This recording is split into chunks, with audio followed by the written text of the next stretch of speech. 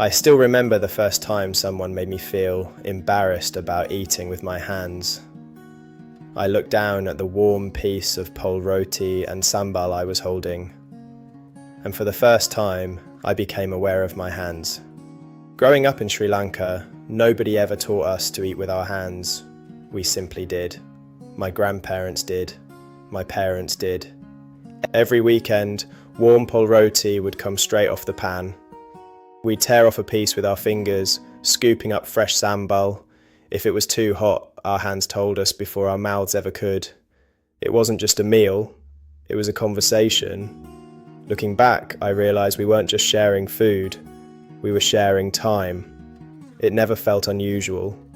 It simply felt like home. Then I learned that knives and forks were proper. So like many people between cultures, I changed. Not because I wanted to, but because I wanted to fit in. Years later, in Australia, a nurse told us to let my daughter touch her food, to squeeze it, to squish it between her fingers, even to make a mess. She explained that babies learn by touching. It's called baby-led weaning, and suddenly something clicked. We were encouraging our daughter to do exactly what generations before us had always done.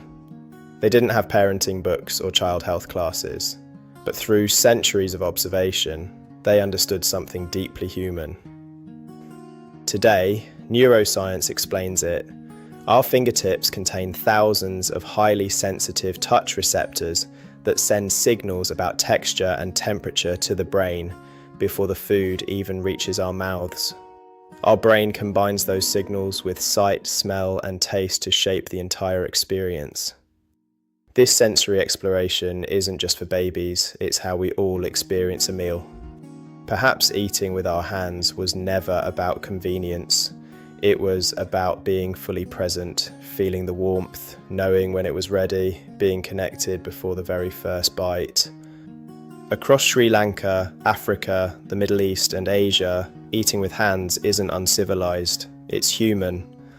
A way of respecting the food and the family. One day my daughter might ask why. I won't say it's just tradition. I'll tell her food isn't just something we consume, it's something we experience. Sometimes the oldest traditions remind us to slow down, to feel, to connect. The simplest moments become the memories we treasure most. I'd love to hear your story.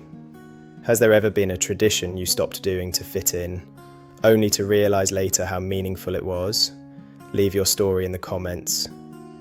Your memories might inspire the next echoes of Elam, because every story keeps a little piece of our ancestors alive. History lives on, not in books, but in us.